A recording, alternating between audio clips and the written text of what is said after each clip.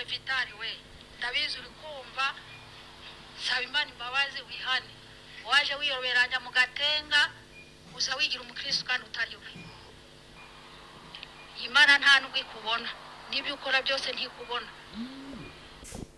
Imana ntimubona bo reka twumve aya majwi ikiganiro Diane yari arimo akora tujya kumusura iwabo ngewe na Vitali tujya kumusura iwabo naho abantu itwarabanye mwaje kubasura mwarabanye muze kunyumvira umupira hasi agerageze kwiyungana se none se ubwo ni hari amahirwe yo gusubirana meza menshi ari nayo twabifuriza mara kumva iyo nkuru yabo bahungu bamaze kuvuga yabo banyamakuru bavuga ngo se muzi yuko mu banyamakuru bagenzi bacu harimo umwe wasenye urugo mbanje kubasuhuza mwebwe abakurikiye icyo uzaba TV nge muri kubona kuri kamera banyita Theo 7 Pro hanyuma rero tugiye kuganira nkuko mubimenyereye tugenda tubagezaho amakuru atandukanye ariko uyu munsi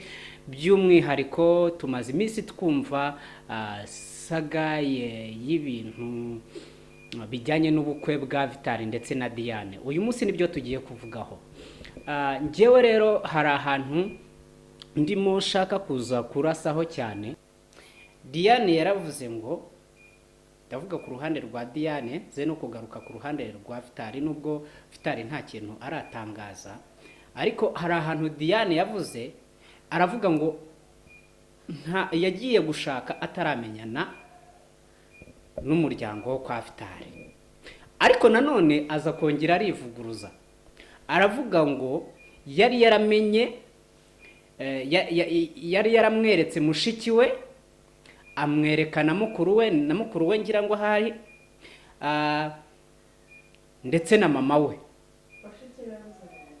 bashiki be yavuze babiri none niba bashiki be babiri yarababonye kandi avuga yuko Vitali nta papa we agira ubundi nabahe bandi yarakeneye kumenya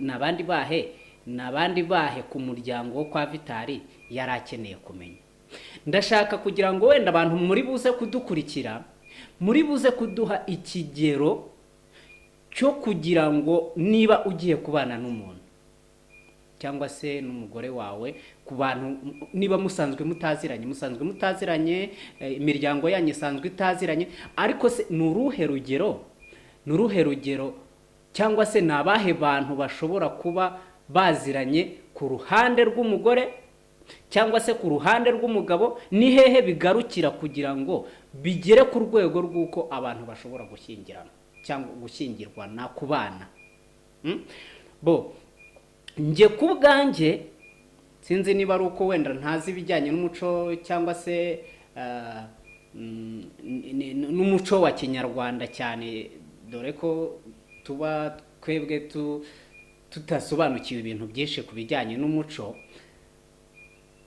muze kunsobanurira nge ku bwanjye numvaga byari bihagije kuba yarazi abo ngabo ikindi ese abana hari ahandi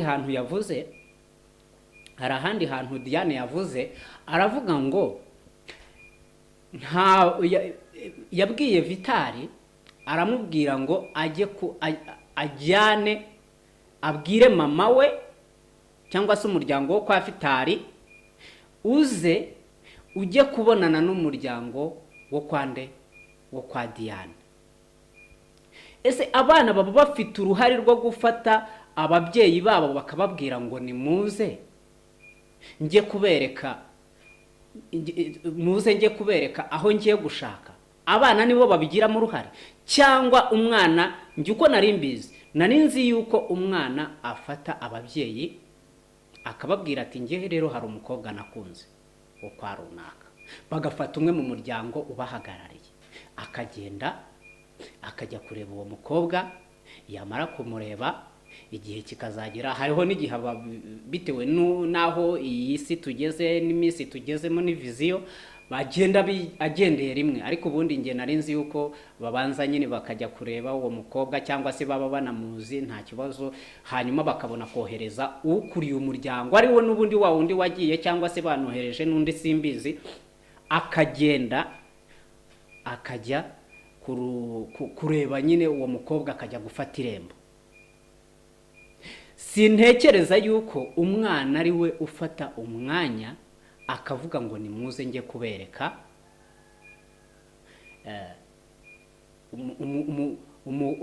iwabo w'umukobwa, njye kubereka ababyeyi b'umukobwa.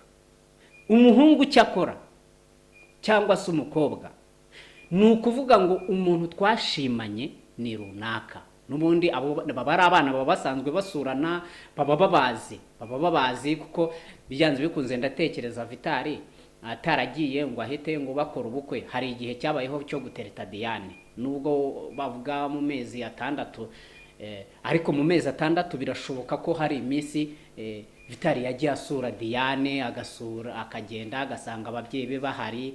Rero urumva niba yarasobanuriye Diane yarasobanura akavuga ati rero mama hari umuntu tugiye gukora ubukwe, n'uyu nguyu ni runaka. Ubwo yaramuvuze kubera yuko yari asanzwe haza, ujya umubona haza uriya nyine niwe numva tugiye kubana bitewe. So rero sinumva ikosa Vitali ashobora kuba yarakoze. Jewe ubundi Vitali ahantu nge numvaga ubundi yagakwiriye kuba yari afite ikosa, nuko atari kuba yareretse iwabo w'umukobwa, atari kuba yarajyanye umukobwa kumwereka mama we cyangwa se abo muri famiye abo ngabo ba hafi. So hari ikindi numvise Diane yavuzeho, avuga ngo Diane nani ngo Vitali ngo yababajwe nuko papa we yagiye mu rugo iwe. Ryaba ari ikosa, kuko nanjye byambabaza, ryaba ari ikosa ryarabayeho ku giti cyanjye, kuko ngewe navuze yuko bijyanye n'umuco ntabisobanukiwe cyane, ariko ibyo nzi nkurikije n'ibyo nzi, ntabwo papa wa Diane yakabaye yagakwiriye kuba yaragiye kwa Vitali niba koko byarabaye. Kuko nanjye ari jyewe nahita ntekereza se uyu musaza yaje kuneka ko wenda ahantu nzajyana umukobwa we atari heza, yansuzuguye se abona nta bushobozi mfite bwo kuba naba nakajyanye umukobwa we. Nyine hari ibintu natekereza bitewe n'uburyo icyo kintu cyakozwe,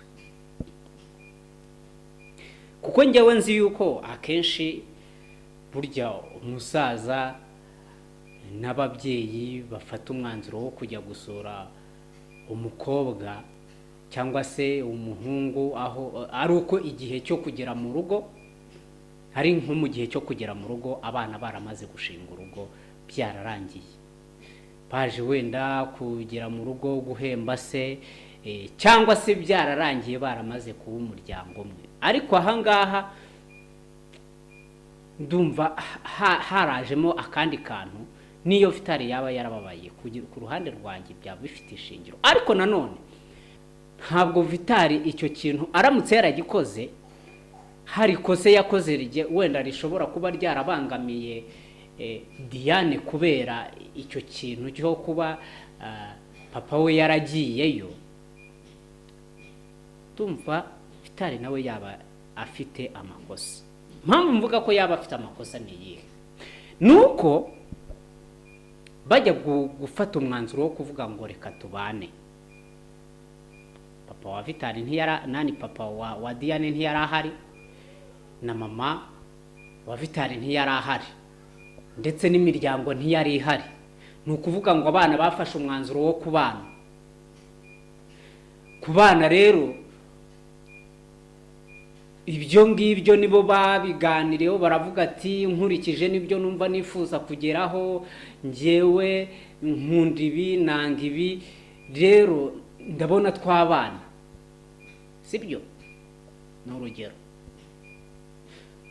Umukobwa nawe ati nkurikije ibingibi nibyo nkunda, ibingibi nibyo nanga, mba numva ashaka kuzabuyo. Nibo ubwabo baba bafite icyo bumva bifuza kugeraho. Rero icyifuzo cy'abana mukanya narivuze ngo abantu bivanga mu rukundo rw'abana ni amakosa kuko umwana aba yahisemo, ni ibyishimo bye nyine aba yahisemo.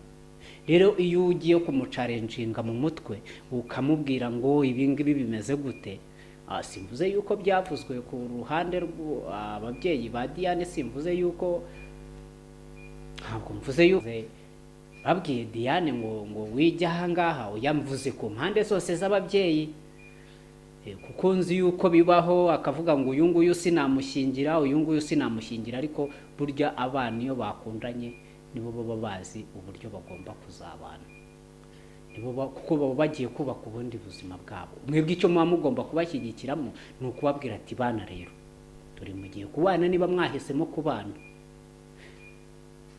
ibintu muzirinda mu rugo rwanyu ni ibi, mukagenda mubabwira, wenda gutongana, guca bugufi, kuganira, guhuza, kuko burya urugo rwubaka no guhuza. Ndagira ngo babwire, ubundi hari ikosa rijya rikunda kubaho mu bijyanye n'urugo, kutabwizanya ukuri. Niba ugiye gushinga urugo, banza ubwizanye ukuri n'uwo mubana cyangwa se n'uwo mugiye kubana, mubwire ibyo ukunda, mubwire ibyo wanga, ibyo azaze nanaza. Ubundi ukwiriye kubikora mbere y'igihe, mbere y'uko mubana. Bwira umuntu umubwira ati rero ibi ngibi ntabwo mbikunda, ibi ngibi ndabikunda. Ntuhishe uruhande rwawe rubi, kuko nuhishe uruhande rwawe rubi, hari igihe muri jyewe nshobora kuzasanga ntabasha kwihanganira urwo ruhande rwawe rubi. Nindamuka nihanganiye urwo ruhande rwawe rubi, bizakubabaza nanjye bizambabaza. Icyo gihe urugo ruzasenyuka. Icyiza nuko werekana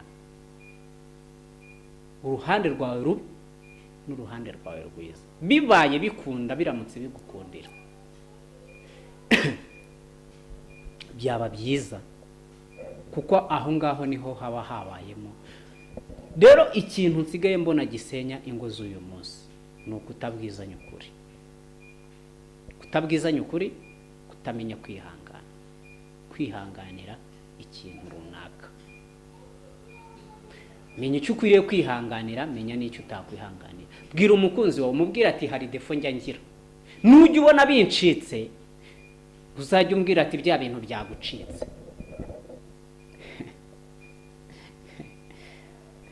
Nujya ubona bigucitse, nujya ubona byancitse, jya umbwira uti ibi bintu byancitse. Mubwire defo yawe ujya ugira, ibi bintu ni ikosa ndabizi ndarikora, ariko bijya bikunda kuncika. Aho ngaho niho ho kubwizanya ukuri. Ibi bintu bijya bincika, njya ncikwa no kugira umujinya nkahita mvuga nabi, njya ncikwa no kugira umujinya nkavuga nabi, njya ncikwa no gutaha bwije, njya ncikwa no kujya gusura abantu cyane kandi ushobora kuba utabikunda, njya ncikwa no kuba, njya ncikwa no kuvugira kuri telefone cyane nkayiha umwanya, njya ncikwa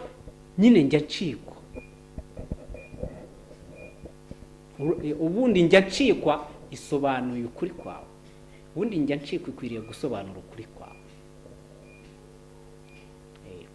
Aho nubasha, nujya gushinga urugo ukabasha gusobanura iki kintu, ukavuga ati rikosa njya ncikwa, ariko ndabizi ko ari ikosa, kuko buriya umuntu wese aba azi ikosa rye.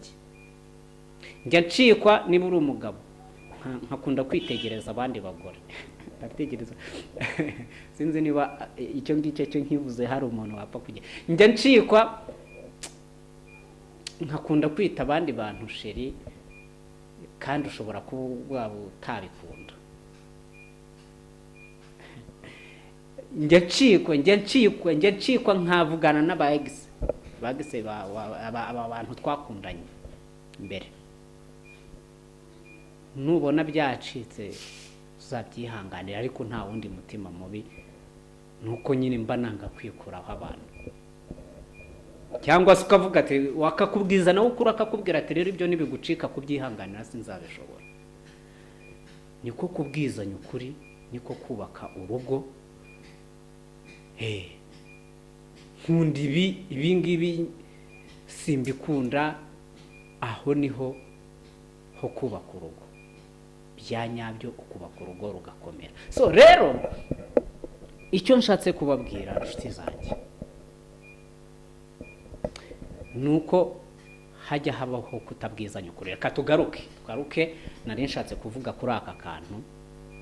Njya ncikwa no kuvugira kuri telefone cyane nkayiha umwanya. Njya ncikwa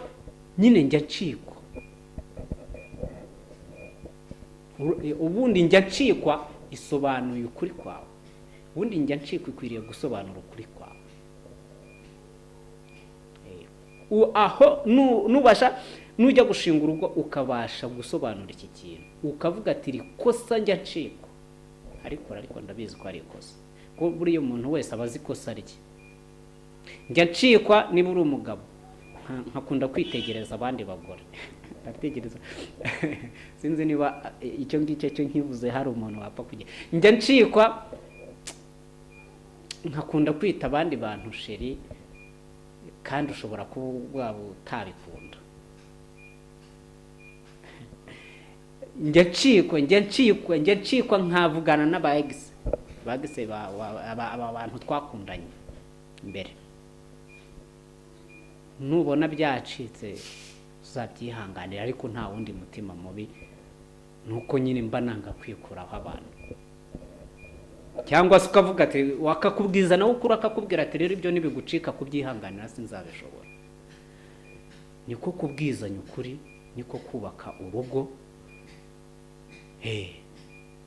Nkunda ibi ngibi simbikunda, aho niho ho kubaka urugo bya nyabyo, ukubaka urugo rugakomera. So rero icyo nshatse kubabwira inshuti zanjye nuko hajya habaho kutabwizanya ukuri. Reka tugaruke nari nshatse kuvuga kuri aka kantu. Rero nicyo nari nahoze mvuga, ntabwo niba hari ikosa ryaturutse ku muryango cyangwa se ku babyeyi, ibyo ngibyo byari bikwiriye ko wenda Vitali avuga ngo reka mbihore umugore wanjye niba warabikoze, kuko kugeza kuri iyi saha ntiturumva uruhande rwa Vitali. Kugeza kuri iyi saha turi kumva uruhande rwa Diane. Vitali nta kintu aratangaza, ngira ngo ni inkuru igiye gufata hafi ibyumweru 2. Ngira ngo hari ni inkuru igiye gufata ibyumweru 2. Biba byoroshye kugira ngo inkuru izafata ibyumweru 2 ikivugwa, kandi njyewe nari naretse no kubivugaho, ariko bitewe naho ku inkuru yagiye ikomeza nagiye mbona ari ibintu bigenda bikomeza gutrendinga cyane. So rero hari ikindi nanone Diane yavuze. Ndavuga Diane kubera ko niwe numvise, sindumva uruhande rwa Vitali. Hari ikindi Diane yaravuze ngo Vitali yagombaga guhuza imiryango. Ngo yabwiye Vitali ngo bahuze imiryango iganire, tuzakora ubukwe. Yaravuze ngo tuzakora ubukwe imiryango itarahura. Sinzi niba icyo kintu nari nakivuzeho, ariko reka nkivugeho neza. Ese ubundi Vitali yari afite uburenganzira bwo kujya kubwira ababyeyi cyangwa se imiryango ayibwire ngo nimuze duhure. Njyewe ikintu narinzi nuko umuhungu afata umukobwa akamujyana iwabo akamubwira ati rero mama na papa aramutse ari abantu aramutse abafite, ariko Vitali numvise ko nta papa wagira, sinzi niba ari byo. So akababwira ati rero papa na mama, uyu niwe mukobwa numva dushobora kuzabana. Rero nicyo nari nahoze mvuga,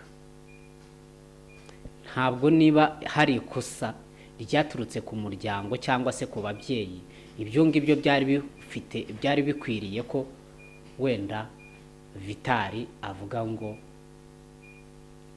reka mbihore umugore wanjye niba warabikoze, kuko kugeza kuri iyi saha ntiturumva uruhande rwa Vitali, kugeza kuri iyi saha turi kumva uruhande rwa Diane. Vitali nta kintu aratangaza, ngira ngo ni inkuru igiye gufata hafi ibyumweru 2, ngira ngo hari ni inkuru igiye gufata ibyumweru 2. Ntibiba byoroshye kugira ngo inkuru izafate ibyumweru 2 ikivugwa, kandi njyewe nari naretse no kubivugaho, ariko bitewe naho ku inkuru yagiye ikomeza nagiye mbona ari ibintu bigenda bikomeza gutrendinga cyane. So rero hari ikindi nanone Diane yavuze, ndavuga Diane kubera ko niwe numvise, sindumva uruhande rwa Vitali. Hari ikindi Diane yaravuze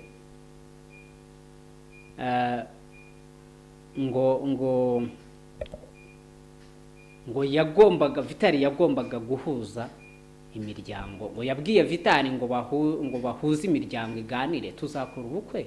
Yaravuze ngo tuzakora ubukwe imiryango itarahura.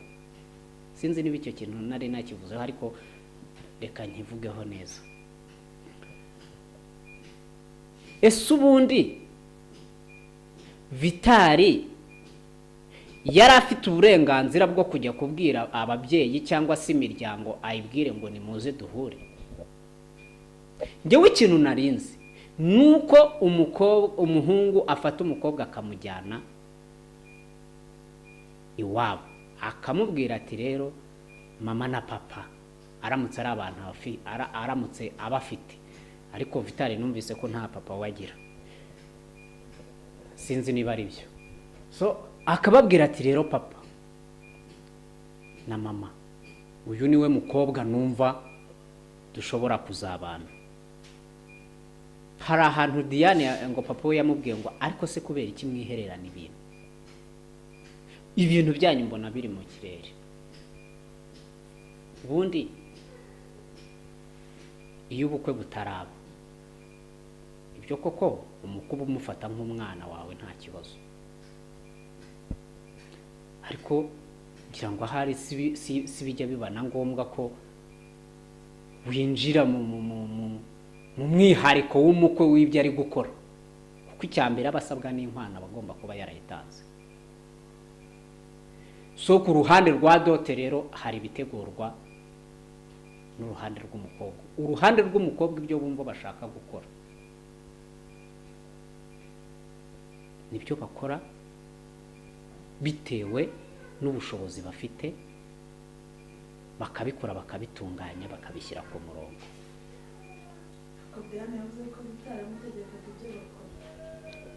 Ntabwo yagombaga kumutegeka ibyo bakora. Aho ngaho aramutse yarategetse, ntabwo aramutse Vitali yarategetse Diane ibyo bakora, aho ngaho Vitali nawe ku rwanjye ruhande, ndavuga ku giti cyanjye, ntuza Diane nawe nani Vitali nawe yaba afite ikosa, kuko ntabwo ari utegeka sebuko icyo bari gukora. Ntabwo ari ubitegeka. Biramutse rero byaragenze gutyo, urumva n'ubundi harabayeho kuganira. Ubundi cya kintu cyo kuvuga ngo ntabwo baganiriye cyaba kidahari, kuko ubwo baba baraganiriye. Oya Vitali yatumaga Diane yatumaga Diane. Niba yaramutumaga rero yagombaga no gutuma nde yagombaga no gutumika ibyo papa we ari kuvuga ku ruhande rwe, akavuga ati njyewe niba uri kuntuma ibingibi papa warabyumva gutya, kandi uko bigenda nuko nkurikije n'ibyo papa yavuze. Tubaze n'abandi bantu bakuru ku ruhande rwawe turebe n'iki gikorwa n'iki gisabwa. Ubwo rero ndumva aho ngaho nta kibazo cyari gikwiriye kuhava, kubera ko ariko nanone uravuga ngo Diane, ngo Vitali yatumaga Diane, yaramutumaga ibintu biba bicanganye. Ubundi urugo rwa Vitali na Diane rwasenyutse rutaratangira igihe hari abantu runaka bagiye kwinjira mu bijyanye no mu rugo by'umwihariko, cyangwa se no mu muryango wa Vitali by'umwihariko cyane, bakabyinjiramo barangiza abo ngabo nabo bakabaha umwanya wo kubumva. Kuko ikigaragara hano Diane hari ibyo yumvaga na Vitali hari ibyo yumvaga, hari ibyo abantu bamubwiraga byagakwiriye kuba ari ngombwa, hari ibyo bababwiraga umwe yaramubwiraga ati ibingibi nibyo byagakwiriye kuba ari ngombwa. Ku ruhande rwa Diane nawe bakamubwira ati ibingibi nibyo byagakwiriye kuba ari ngombwa. Ibiri ngombwa ubundi byari ibintu byabo biyemeranirije, cyane ko Diane yaravuze ngo bajya no kuganira inkwano, bo bayiganiriye nk'ubwabo. Kubera iki rero? Ubwo ni ukuvuga ngo umuhungu yavuze ibijyanye n'ubushobozi bwe, n'umukobwa avuga ibijyanye n'ubushobozi bitewe n'ibyo abona bizakorwa.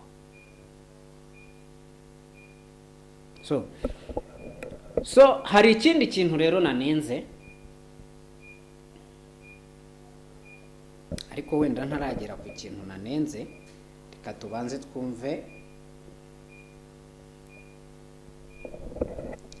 twumve ikiganiro Diane yakoze. Ikiganiro Diane yari arimo akora ku Mavuta TV. Na papa we? Oya, nta papa we afite. Oh yes. Na mama we nabo bonyine narinzi. Uwo twambitse ingofero ku nshuro ya mbere namubonye twerekanwa. Ubwa kabiri nongera kumubona ku bukwe. Ubwa gatatu tujya kumusura iwabo. Njyewe na Vitali tujya kumusura iwabo. Naho abantu twarabaye. Mwagiye kubasura mwarabanye. Muze kunyumvira. Nukuvuga ngo mu gihe mwarimo mufiansanya mwegereje gukura mariage cyangwa se ubukwe bwanyu, ntabwo wigize umenya abo mu muryango we? Oya, abo nakubwiye bashiki be babiri, umukuru n'umuto, hamwe n'uwo mukuru we ngira ngo niwe akurikira ahari, n'umugore w'uwo mukuru we na mama we nibo bonyine narinzi. Abandi bose ntabwo nari mbazi. N'uwo nguwo twambitse ingofero bwa mbere namubonye. None se ubundi tuvugishije ukuri, ubundi dukurikije n'aba bantu, nabahe bantu bandi Diane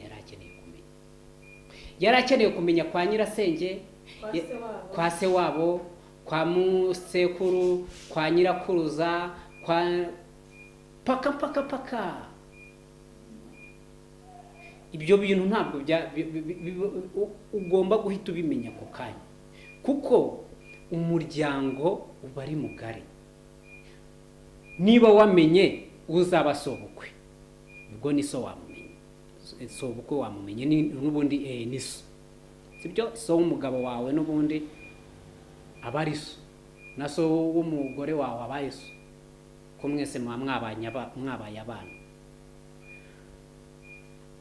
Ukaba wamenye mama wawe, ukaba wamenye baramukazi bawe, ukaba wamenye umugabo wanyu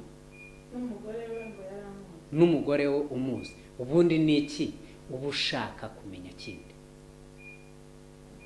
Ni abahe bandi bantu uba ushaka kumenya? Ibyo ngibyo niyo mpamvu imiryango igenda isura. Kandi dukurikije naho igihe kigeze, bavandimwe, mujye mumenya yuko turi gushaka ubuzima. No mu gihe cyari gishize, uburyo mwarimo mutegura ubukwe, uburyo mwabuteguyemo, mwabiteguranye pressure.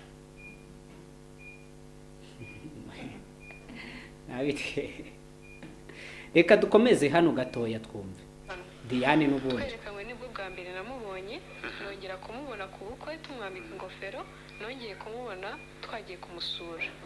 Nta handi hantu tugiye duhurira kuko nawe ntigeze aza kudusura. Yashakaga ngo bahurire. Ababyeyi bo ku ruhande rwa Vitali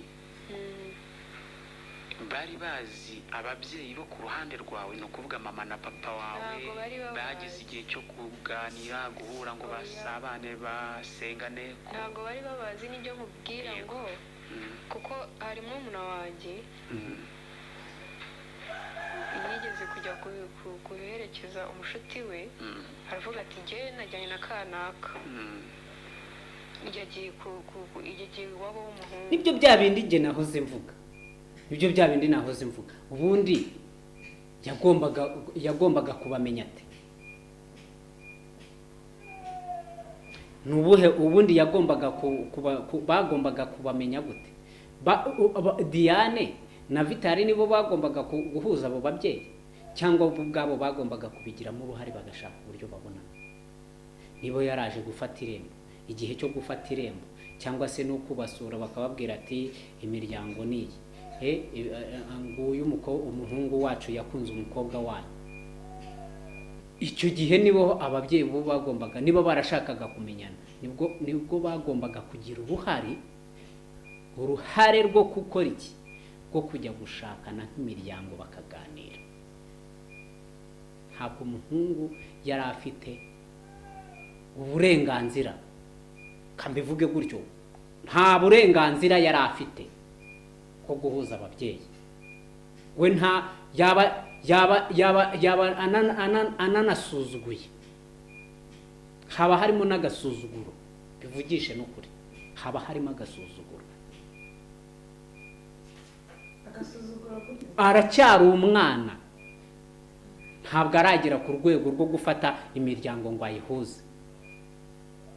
Icyambere nicyo nahoze mvuga, umukobwa niba umuhungu yaciriye iseri akababwira ati jyewe umukobwa nakunze wo kwa runaka, nanjye umuhungu nakunze wo kwa runaka, niba bibaho, ikosa ryaba riri ku ruhande rw'umuryango wo kwa Vitali. Niba biba ngombwa ko baramutse bataragiyeyo, ikosa ryaba riri ku ruhande rw'umuryango wo kwa Vitali, ariko ntabwo yaba ari Vitali ufite ikosa, kuko we nta n'ibyo azi ko ibyo bibaho. So rero njye ndumva icyo ngicyo kitakabaye intandaro y'uko urugo rwanyu mu rusenyi.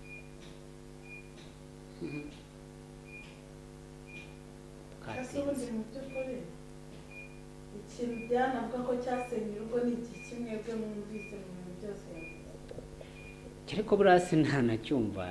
Baje muri bya bindi ngo by'amarido, amasafuriya, ari ahantu ngo Vitali ngo yakiyagura amasafuriya.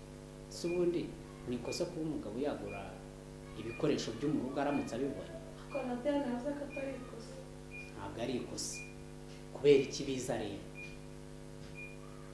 Ku bijyanye n'amarido, ubundi kuki Diane yemeye ko Vitali amubuza kuzana amarido kandi biri mu nshingano ze? Uri kuncarenjinga ubundi igisubizo. Kubera iki Diane yemeye ko Vitali amubuza kuzana amarido kandi biri mu nshingano ze?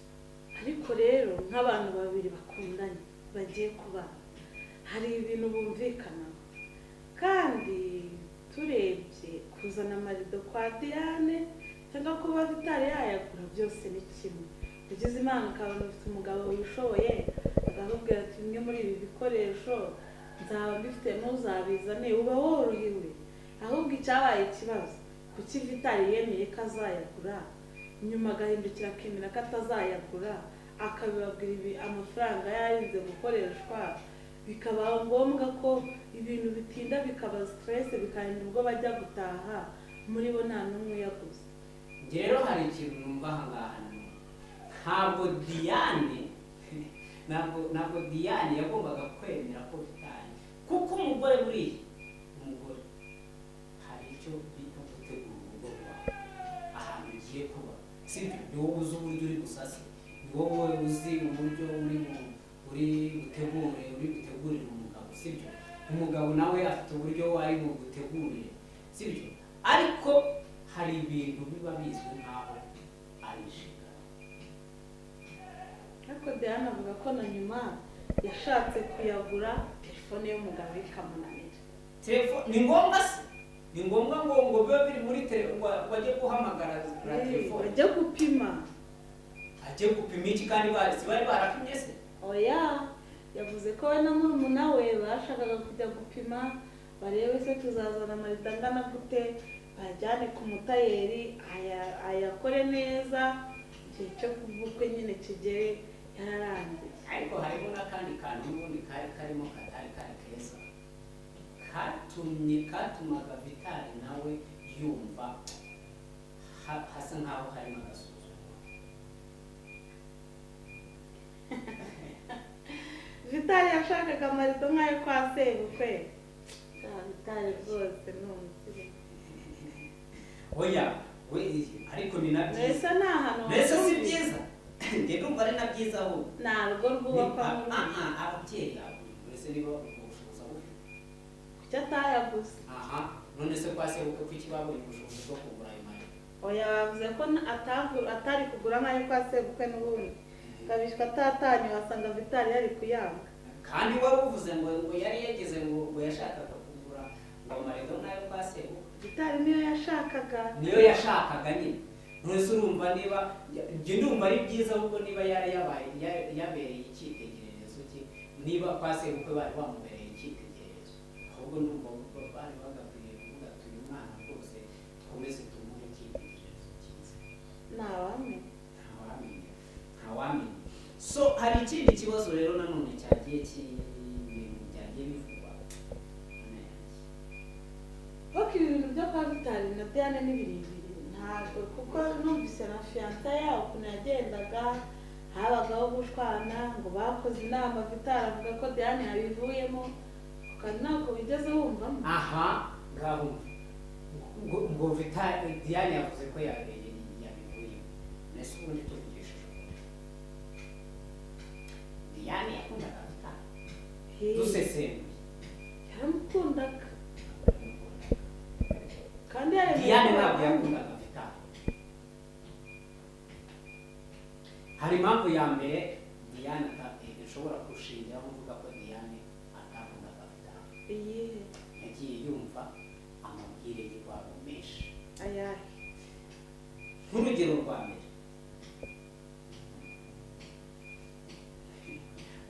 rwa mbere,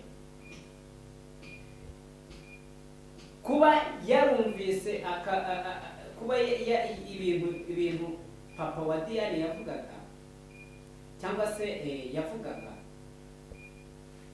yarabitegaga amatwi. Impamvu yabitegaga amatwi ni iki? Yaramubwiraga ati rero ibintu byawe ndabona biri mu kirere, ibintu byanyu ndabona biri mu kirere, mwabuze tukabafasha. Icyo gihe ise w'umukobwa yari yamaze kubona ko Vitali nta bushobozi afite, kubera ko yari avugaga ati mwebwe tubafasha.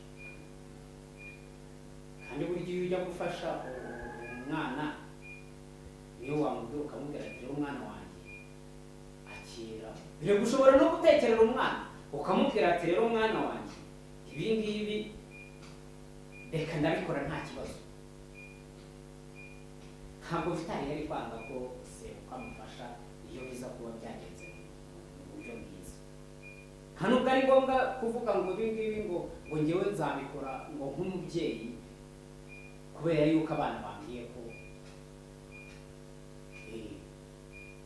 kuko nk'umwana yagombaga no mu gutaha hari icyo kuvuga akavuga ati rero umwana wanjye agira mu gihe ibintu bizaba bitari gucamo neza uzabe uri kurya kuri ibi, uzaba uri gufata amata, uzaba uri ibintu nk'ibi. ariko njye ntabwo tubyemeranaho neza kuko nk'umubyeyi umwana we w'umukobwa agiye gushaka, icya mbere agomba kumenya ibiri kujya mbere kuko urumva vitari ntabwo ibiri kujya mbere gute? Ibiri kujya mbere he?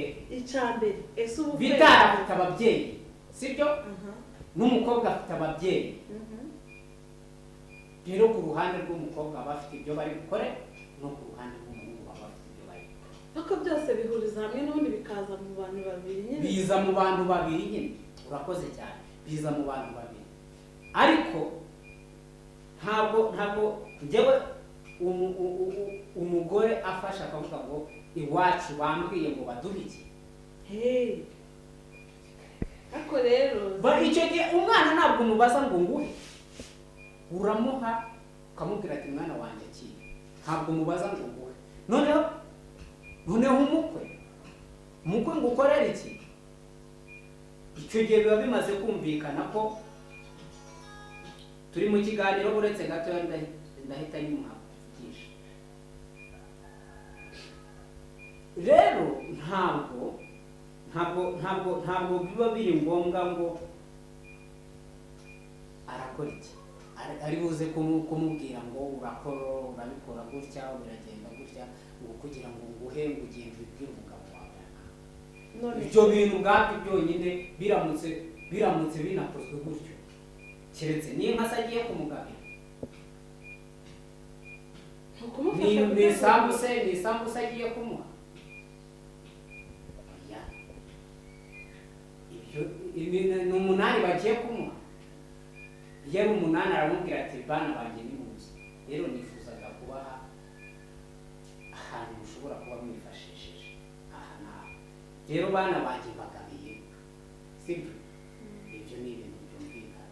Ariko mu bintu byo gufasha umuntu none uri kubaka urugo ako kanya, we ntabwo agomba guhita ajya kuvuga ngo hano wowe sinzi naje kuvuga ngo muze kumfasha ko nanjye mba nshaka gusobanukirwa, ariko ndumva atari byo. So ikindi kintu ndi kunenga, ndakinenga inshuti zo ku muryango wa Diane. Nze kwinyangana Diane nagiye mwibasira cyane, ariko no ku ruhande rwa Vitali nabivuzeho. Ku ruhande rwa Diane, abantu niba ari ku muryango w'uruhande rwa Diane sinzi niba ari abantu ba hafi cyangwa se niba ari inshuti. ni inshuti zabo zisengera mu Gatenga, Ni inshuti ko zabo. nawe Diane niho basengera. Amagambo bavuze ntabwo ari ay'abarokore. nyuma yo gutandukana kwa Vitali na Diane, na Diane, amagambo bavuze ntabwo ari ay'abarokore, nta nubwo ari ayo kubaka, ahubwo ni ayo gusenya. Twumvise umupapa wari uri kuvuga, twumva n'umumama wari uri kuvuga, ni umumama ni umukobwa. Reka nshyireho voice inani ijwi ryabo, ni ahantu narikuye, mwumve uburyo byagenzemo, mwumva amagambo bavugaga. Barokore ntabwo muduha rwose ntabwo muduha rwose inama ya Gikristo. Nkurikije n'amagambo numvise, nkurikije n'amajwi y'abantu numvise b'abarokore b'abakristo, noneho ngo b'abadiyakoni, ntabwo ari umuco wa Gikristo. Ariko kubera iki ibintu byinshi cyangwa se no kudahuza kenshi usanga muri iyi minsi bisigaye bituruka ku ruhande rw'abakristo b'abarokore. Icyo ni ikibazo ndi kwibaza. Ntarareba aho ngaho, reka twumve aya majwi n'ibyo bavugaga nawe ubwawe n'ubyumva. kandi bishobora kuba byo. Ntabwo ari buri mukobwa wazapfa kumwumva kereka najya mu cyaro ahantu hataba amaradiyo, ahantu hataba izi za telefone, akaziyoberanya. Ariko nashyira umupira hasi agerageze kwiyunga na sebukwe. None se ubwo hari amahirwe yo gusubirana meza menshi ari nayo twabifuriza? Ibyo ngibyo birashoboka kuko Imana yatanze imbabazi. yewe kuvuga ngo washyira agapira hasi ngo wongere asubirane yari umwana wanjye sinamumuha. uwo ninde None si icyo namubonyeho ni igiki? abasengana yewe kandi kuri icyakora cy'umabwiye natagabanya umunwa we Imana izamuhana, kuko bariya ni abakozi b'Imana, Imana irabemera, natwe abantu turabemera, twabanye nabo igihe kinini mu murimo w'Imana. Kandi cyongeyeho na Brezil amushyira kugira ikiragi, kuko Brezil ni ishyari bari kumugirira, kuko Imana yamuhaye umugisha, ateye imbere kubarenza. Brezil yagiye gushyingirwa, ashyingirwa mu nzu ye kandi bose ngo ari abanyamakuru, we ashyingwa agiye gukodesha, uva ko yari yabuze n'ibisabwa. Rero nagabanya umunwa, iryo shyara rigabanye. abarokore Nta kindi namugiramo inama, kandi ajya avuga ko atavuka i Rusizi, kuko abanyarusizi twebwe turiyizi, turi abantu beza, turi abana b'Imana. Yewe Vitali we, ndabizi uri kumva, saba Imana imbabazi wihane. Waje wiyoberanya mu gatenga, uza wigira umukristo kandi utari we. Dore ahantu ugejeje umwana w'umukozi w'Imana. Aba bana bavutse tubareba, Badiyane bose n'abakuru be n'abarumuna be bakurira mu nzu y'Imana tubareba, nta kinyoma rero wabashyiraho ngo cyemere. kujyaho ubukona Icyo ngusabira rero umuhungu wanjye, sindakubona sinakuzi, icyo ngusabira ni ukugira ngo wongere ugaruke mu nzu y'Imana niba wigeze kuyigeraho. Kandi ibyo kugira ngo jya wirirwa wigisha ijambo ry'Imana, Imana nta nubwo ikubona, n'ibyo ukora byose ntikubona. Imana ntimubona. Mbese urumva aya ari amagambo y'umukristo? Ayo ni amagambo y'umukozi w'Imana y'umukristo? Mbese wowe uri Imana, uri mugenzi w'Imana, wicarana nayo, uzi uburyo ishobora kubibonamo umuntu? Ubundi ikigero cy'ubukristo urakizi?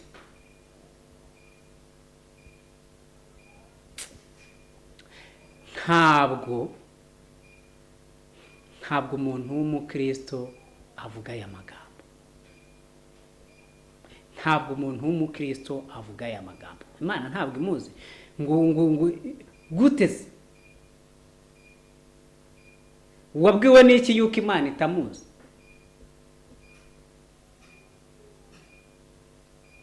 Ariko ubundi ngiye ikintu mba nibaza, kubera iki ibintu by'amatiku bikunda kuza mu bakristo? ni ukubera iki?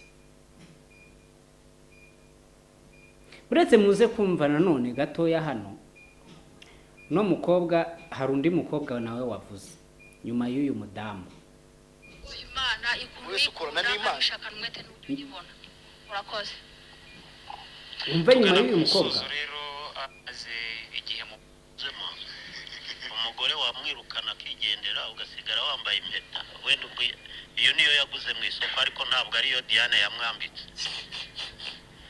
Gusa inama natanga ni ukwihanganisha mwene data Gakumba Pascal na madamu we, nibihangane umuntu yagenderewe na Satani kumucika n'Imana. Nasenga Imana nizamubohora. Turamuzi nk'abantu, nawe ubwe azwi n'Imana. Ibi byose bitaragenda amuteza abanyamakuru, amuteza igihugu cyose, Gakumba humura, ntabyo twigeze tubona iwawe. Tuzakomeza tugukunde, tuzakomeza dusangire, tuzakomeza dusabana, nuterwa tuzagutabara, ubabaye kuturusha bushyashya no hari ahantu uno mugabo avuze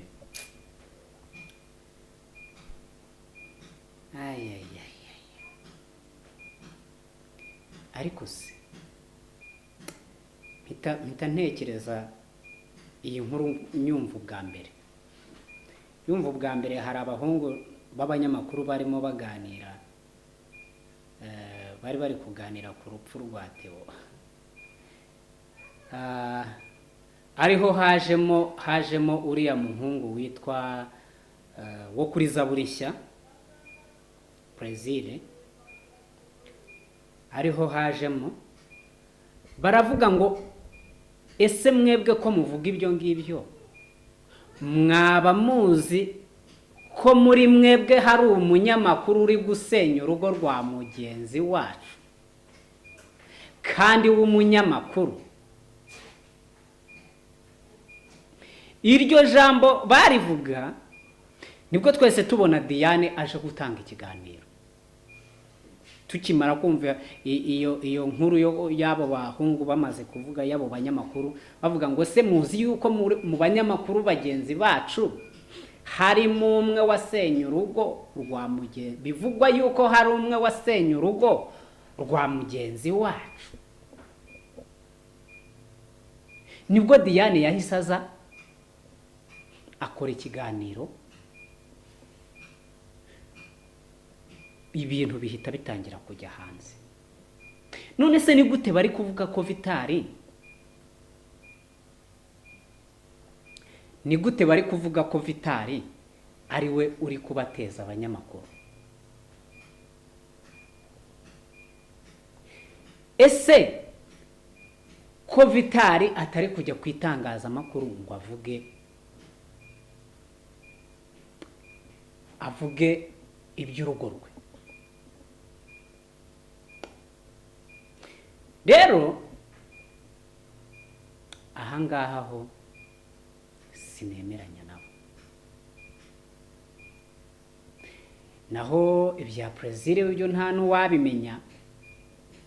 Plaisir bashatse babe bamwihoreye, kiretse haramutse habonetse ibimenyetso bigaragara yuko hari ubumwe yari afitanye nande na Diane. Aho byakumvikana haramutse hari bigaragara. Noneho ntarakomeza aho ngaho, reka twumve mukanya nayo ngiye kumvisha wa mukobwa, ariko kubera yuko uyu mugabo yari atarasoza bihita bikomerezaho. Umve wa mukobwa, niba ari umukobwa. Mfite wambabaje, umutima wanjye urimo agahinda kenshi. Diane ni umwana twakuranye, ndi umwana tuzi. Ibintu wamuvuzeho ntabwo ari byo. Ariko nta kintu yavuze. Plaisir twararirimbanye, Plaisir twarasenganye, ni abakristo. Ahubwo wowe uri shitani umuntu. Wari shitani yigize umuntu. Uretse Imana yonyine yakugenderera, nta mwana w'umuntu wakubwira ngo wumve. Gusa uri mubi.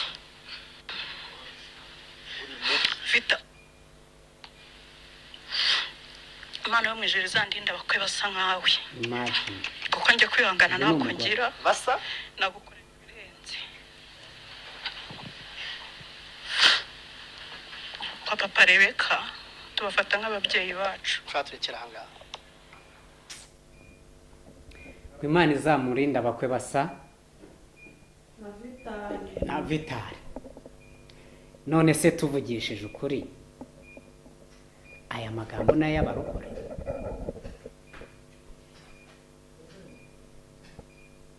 Tuvugishije ukuri, aya magambo nayo y'abarokore? Turi mu kiganiro mwana. Tuvugishije ukuri, aya magambo ntabwo ari ay'abarokore.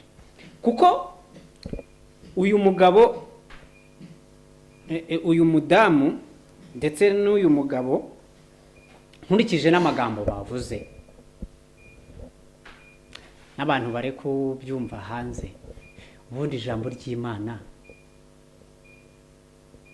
niyo umuntu yaba yakubabaje, kubabarirana bibaho. Niyo umuntu yaba yakubabaje, ntibisobanuye kumucira urubanza. Rero barokore, twige ku kijyanye n'imyitwarire. Niba ari urukundo mukundane,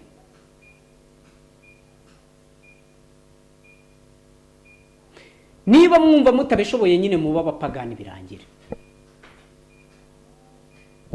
Njyewe ndimo ngana ku musozo, ibintu maze iminsi mbona nagahoma munwa, ibintu maze iminsi mbona nagahoma munwa. Kuko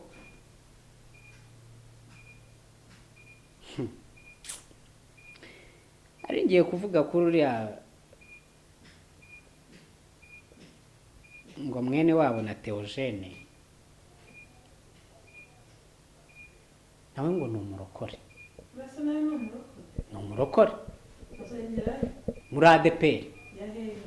Muri ADEPR ni nawe ngo Theo ni nawe wanamubwirije ko ari byo yivugiye. None ibintu abarokore bavuga barangiza bakanaza ku makamera, ku ma YouTube, ku mbuga nkoranyambaga bakavuga yuko ari abarokore.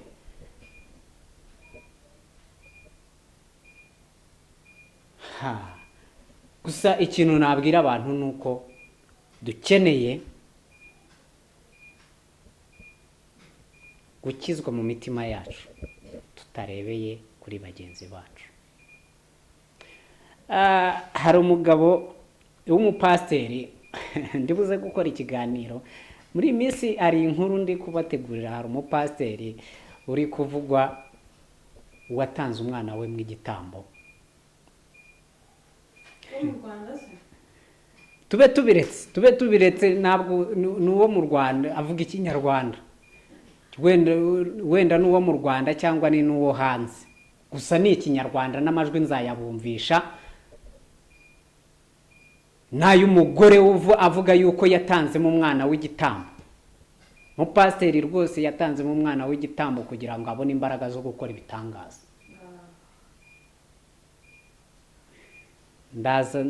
Reka mbashimire mwebwe abakurikiye Icyo Uzaba TV. Mujye mukomeza gukurikirana ibiganiro byacu, ndetse tujya tugerageza kugenda tubagezaho amakuru atandukanye. Na filime ntabwo twabihagaritse, one day tuzajya tugenda dukubitaho kubera yuko ndabizi yuko nazo muzikunda. Gusa uyu munsi tugiye kujya ibiganiro, tugiye kugenda tubigira byinshi kurenza wenda ibindi byajyaga bica kuri iyi shene. Mbere yari icyitwa Yasi 7 Pro, ubu yamaze kwitwa Icyo Uzaba. Ubu yamaze kwitwa Icyo Uzaba. So urumva rero ko ibintu biri kugenda bihinduka, biba byiza, birushaho kuba byiza kurushaho. Murakoze, reka mbashimire. Naho ubutaha turacyari kumwe, tuzajya tugenda tubatumirira n'abatumirwa batandukanye. Njyewe muri kubona kuri kamera banyita Theo 7 Pro. Hanyuma n'abantu bashaka gukora amavideo y'indirimbo, bashaka ko tubafasha mu birori by'amakwe, kubafotora, kubaha amavideo, byose biba bihari. Muzaduhamagare kuri izo nimero ziri kuri kamera. Murakoze, sawa, naho ubutaha. Imana ibahe umugisha.